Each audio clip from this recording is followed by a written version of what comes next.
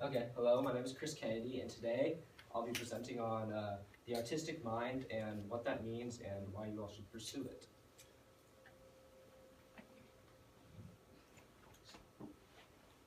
Okay, so first of all, what is art?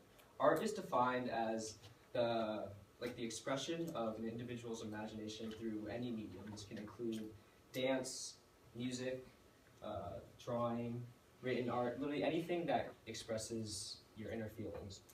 So my interpretation of art takes this definition very seriously. There's an artist named John Cage who believes that any sound is music because it's sonically pleasing to someone. So like banging on a cup or this noise, that's music, just because it can be interpreted as an expression of someone's inner self.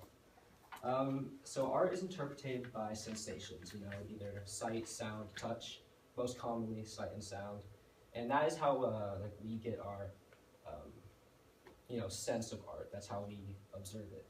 And we take this observation, interpret it, and then that's how the art moves us. That's why we get goosebumps when we hear a great song. It's because we're interpreting these sensations and taking our own point of view and looking at them. So a few examples of sensational art. First of all, I've been to EDC and it was absolutely sensational. The music was so loud. The stage was visually pleasing, but so loud that you could feel the bass. There's three sensations being activated at the same time. It was crazy. You see Alex's gray art, very symbolic, and it's kind of sensational. It takes you through a story. Art's power of open interpretation. Senses felt through sensations and not through a methodical, method like math or speech. It is very open to interpretation. Everyone feels it differently. In this way, it affects us all differently, and we can kind of, everyone who observes a painting or observes a song takes away a different story from it, which I think is very sensational itself. Although we each take away our own interpretation of the art, it has the ability to connect us. Big groups of people end up enjoying one art form, and then they crowd around it and connect to it. It unites cultures. Subsequently, art has influenced history in very many ways. Many eras have been defined by the art that was produced within it, including the Romantic era.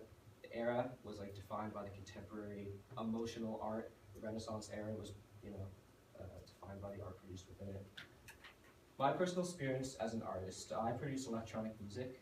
When I first started producing, there was the stigma that people who produce electronic music weren't producing music just because it was made on a laptop.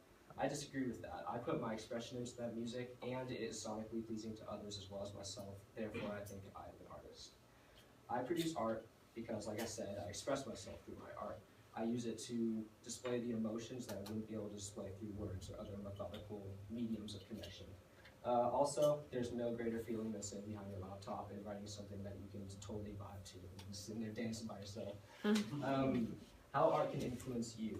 If you were to pick up a medium of art and pursue it, I guarantee that it would open up your mind to itself, honestly. You're sitting there producing art, you're interacting with nobody but yourself and just exploring your thoughts. Also, pursuing art can be very therapeutic to people. People use art to heal. There's been very many festivals in Phoenix based on art healing, and it's the idea that if you express yourself through art and contemplate how you express yourself through art, you will be very much more self-aware and relieve a lot of stress and anxiety. So in today's society, it's very hard to pursue art and just only pursue art without making money because you have to make money in today's society. Luckily, there are very many ways to make money now and pursue art at the same time. However, this leads to the misconception that artists are selling out. I think you're only selling out if you're regurgitating other people's ideas and losing your creativity just to make money. But if you're being very creative as an artist and staying true to your self-expression and making money, then kudos to you. The artist's goal among humanity. The artist's goal, first of all, is to express themselves. Then second of all, to make it rhetorical for everyone else who is listening.